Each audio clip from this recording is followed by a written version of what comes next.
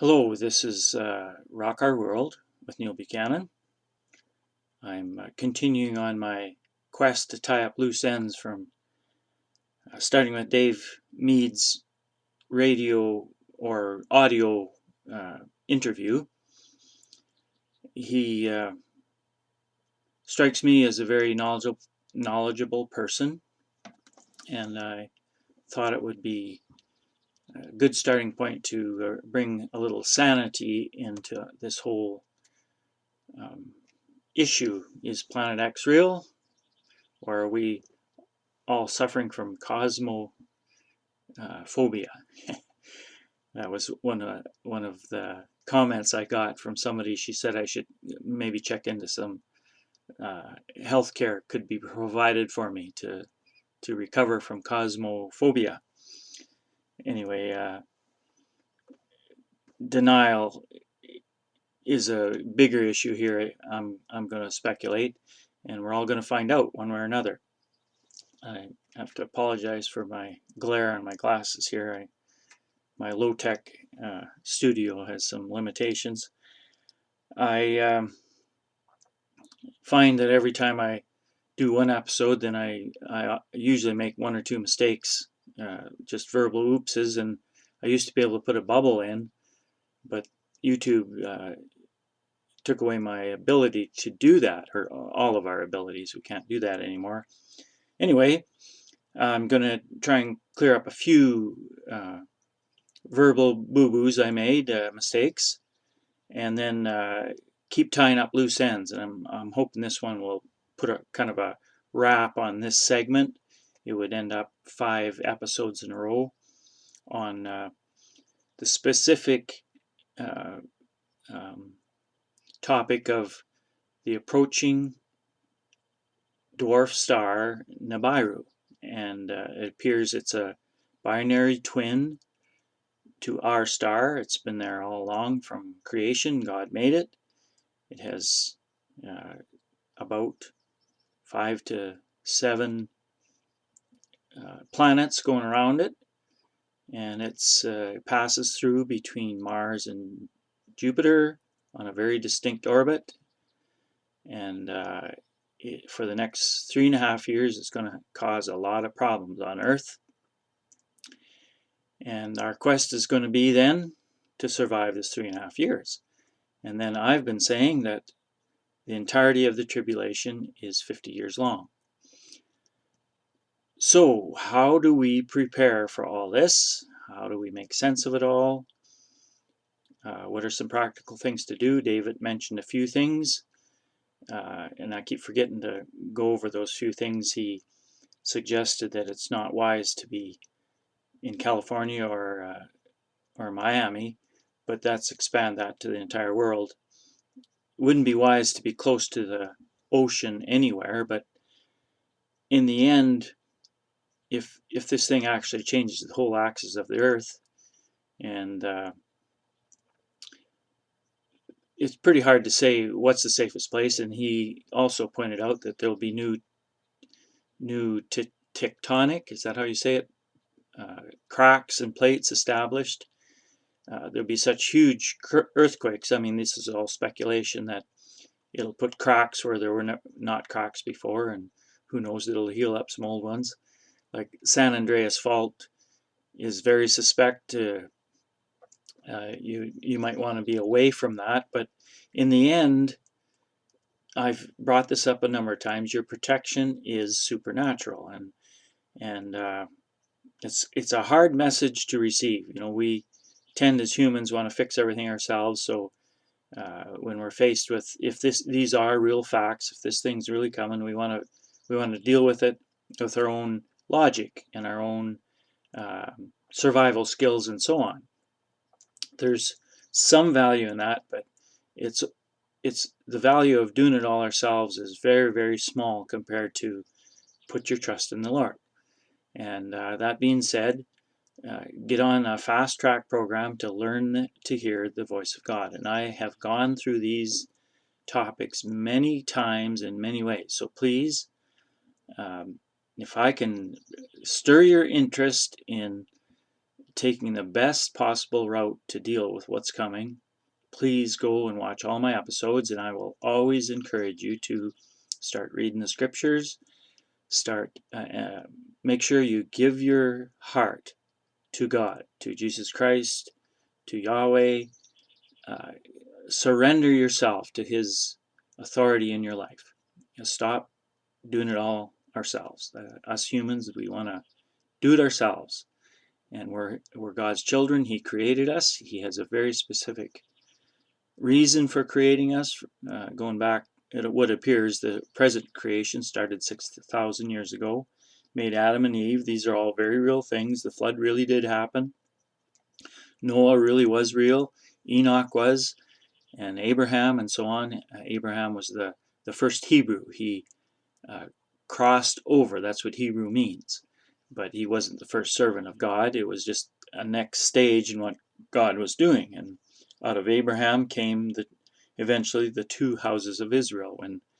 When the 12 tribes kind of had a revolt, a civil war, we'll call it, and they split into two houses, the Jewish people and the Christians. Anyway, I have covered all these topics in many different ways, so please take time to listen to everything and equip yourself. And if you can find somebody else that appeals to you more, there's a whole pile of guys like me speaking out. Before I forget this, I had made a reference to this is the time of the spirit of Elijah. Read Malachi 4, 1-5, and that's the reference I was going with. Before the second coming of Jesus Christ, or Yeshua, that means our salvation in Hebrew. Before his second coming, God said he would send Elijah the prophet, and he would turn the hearts of the fathers to the sons and the sons to the fathers. Now, this is both literal and figurative. The fathers being, in one sense, not just people like me. I have kids and grandkids, but the fathers being people like Abraham, Isaac, and Jacob, and Moses, and so on, who taught us the same message all the time. This is the way to walk you in it. And it boils down to observing the Lord's instructions and teachings, which are found in the Torah. That's not a message you'll hear in most Christian churches, and in the Jewish churches you might hear it, but many times they are referring to their oral Torah, which is fabrication. It is in error. It is made by men. All of our religions are made by men. Anyway, I better get going on what I was going to do here. I got a few points covered there. I want to make it clear, and I've done this a number of times, that I'm speaking with my own opinion. I make mistakes, obviously, as I speak, and then I try and come back and correct the ones that I can see. But all of us are challenged to form our own opinion. I can teach you certain things, and there's things I've taught that were wrong in the past, so not everything that comes out of my mouth is going to be accurate, nor any other human. That's part of being a human, is we make mistakes. But what I really want you to do is stir you to start your own journey. You don't just accept the things that other people teach. And to have a direct relationship with God is the objective.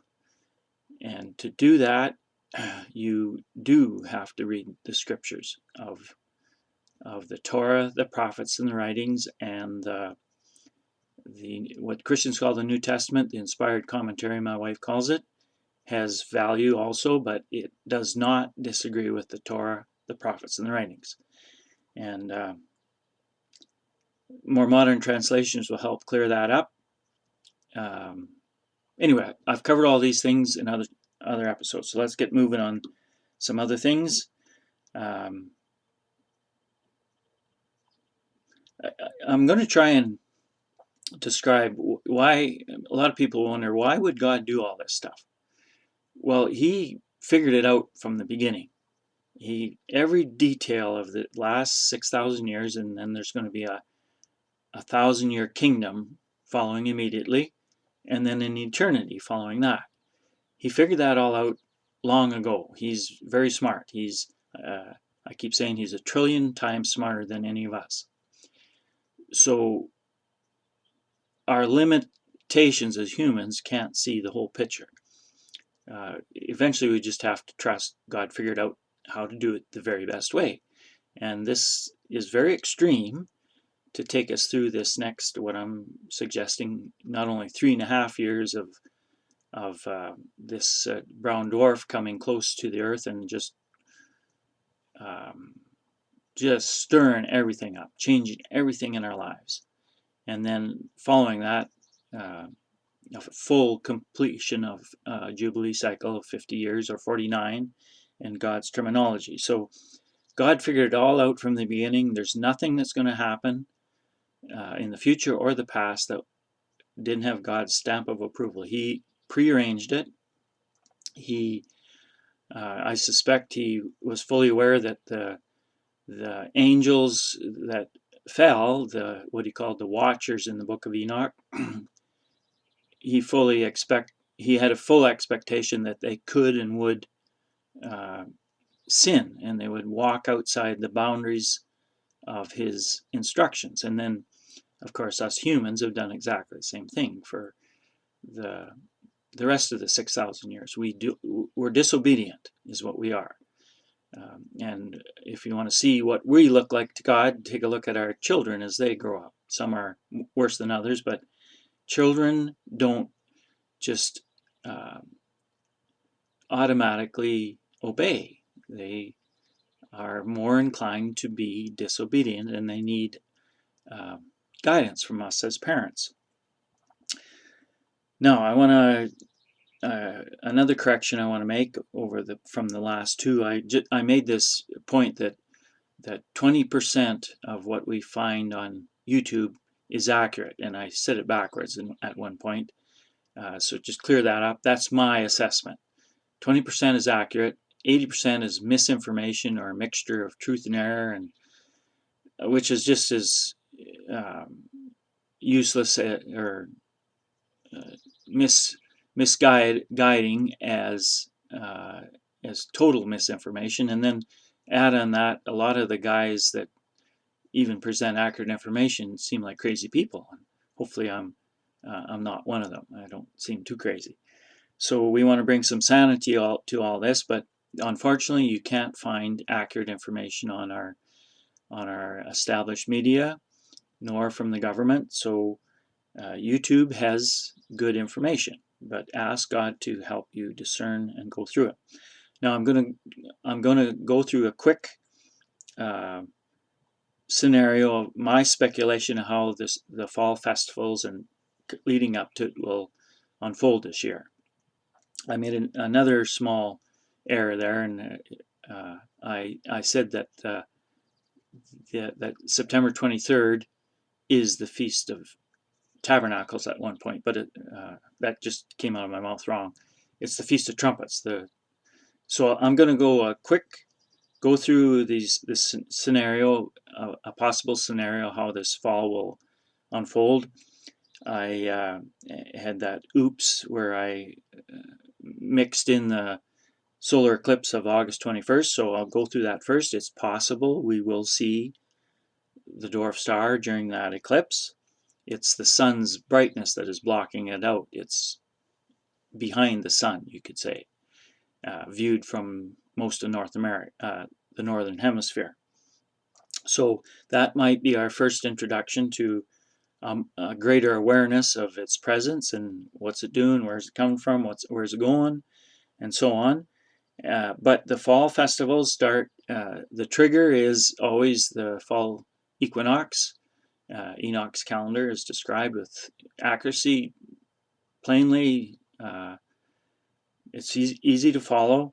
The 7th month is triggered by the fall equinox, and what Enoch says is once it passes the day of the equinox is the day you don't count, and sometimes it's even the day before because you count 90 and then you wait for the day after either the solstices or the equinoxes and for the counting of the months. So the seventh month begins, the first day of the seventh month is the day after the equinox, which in this part of the world is September 23rd.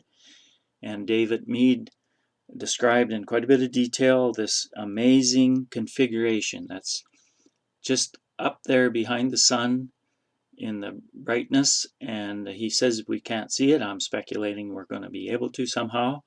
God arranged for this. He says it's something that never happened before and never will again. And I had a revelation as I watched my the last two videos, trying to pick out mistakes and how I could, explain things more clearly. When David went through Revelation 12, 1 and 2, I believe it was just the 1 and 2, talks about this amazing display in the sky of the woman with the 12 stars, the moon, and so on. Just take a read of that. And then I had thrown in this woman has a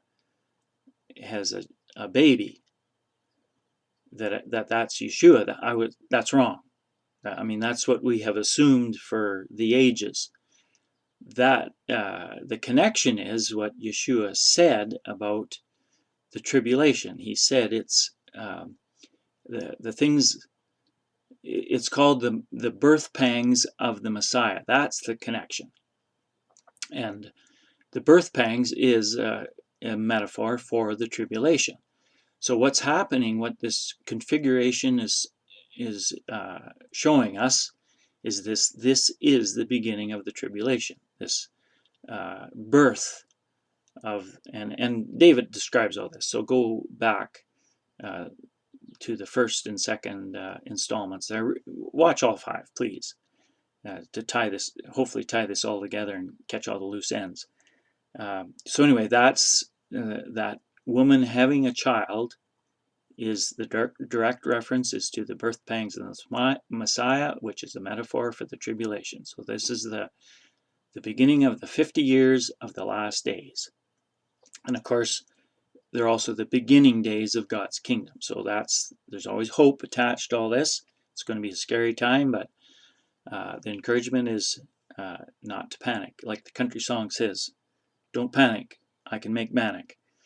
And the thing is, we're going to have to use our MacGyver skills and our creative resources of our heart and minds, and to get through 3.5 years where there very well be a shortage of crops, of food to eat, and get using our practical resources, but rely on God to give you directions in everything. So anyway, back to this scenario. So August 21st, the eclipse, we might see this thing a little more clearly. 23rd, something very dramatic, as David described. That's the Feast of Trumpets.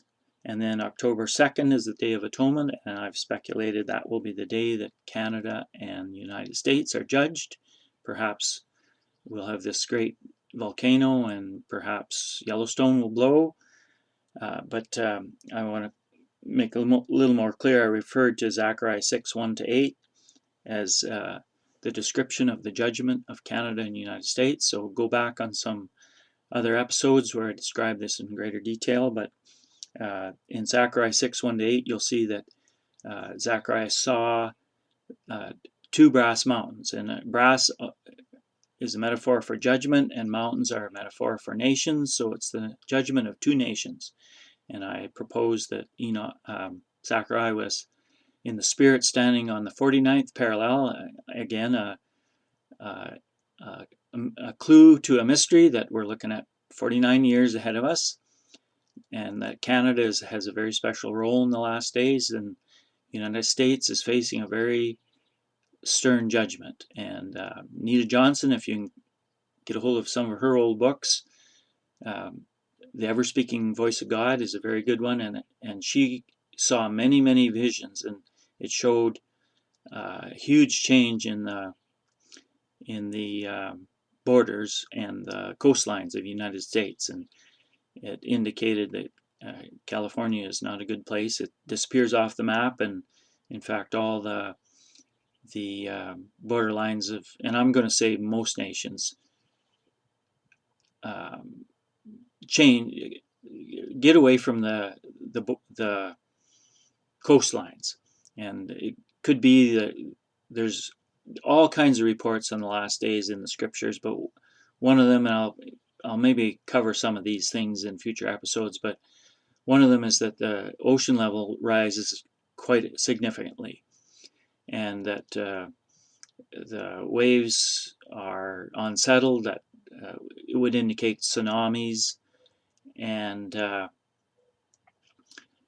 there's earthquakes and volcanoes and so on. So that's a practical thing we can do, is get away from coastlines and get out of California. But just a rider on that, God is supernatural and he can protect anybody, anyway, supernatural. So number one is always the same thing. Learn to hear God's voice and then start asking, what do I do? How do I prepare? And there's lots of people that don't have the means to move. There's the widows and the orphans, the poor. God is very willing to look after all of you. So now back to the festivals. That was the Day of Atonement on October 2nd, and then the fall festival of the Feast of Tabernacles is from October 7th to the 14th. So we got September 23rd, the Feast of Trumpets, October 2nd, the Day of Atonement, and October 7th to 14th, the Feast of Tabernacles. And David Meade reports that for sure by the October 11th we'll be able to see this thing, this dwarf star in the sky. So I'm going to just make sure I got everything. The church, and I've gone over this a lot of different times. I'm using Rick Joyner, the vision God gave Rick Joyner. The church right now is the Third Army. We're a mess. We're immature. We don't follow God with the Spirit of God. We follow the heart of men and the teachings of men. So this is the time we want to move into the first and second armies that Rick Joyner saw. The first army is the Bride of Christ, 144,000 people, and the second army is a vast number that cannot be numbered. John saw it in vision, so read the book of Revelation. Go back in my episodes. What else can we do? I think I covered everything I wanted to. So hopefully when I watch myself here, I don't have another whole bunch of loose ends, but let's assume I've tied up all the loose ends that I can think of, and this will be kind of a wrap of 5 episodes in a row, and I'll sign out. This is Rock Our World with Neil Buchanan.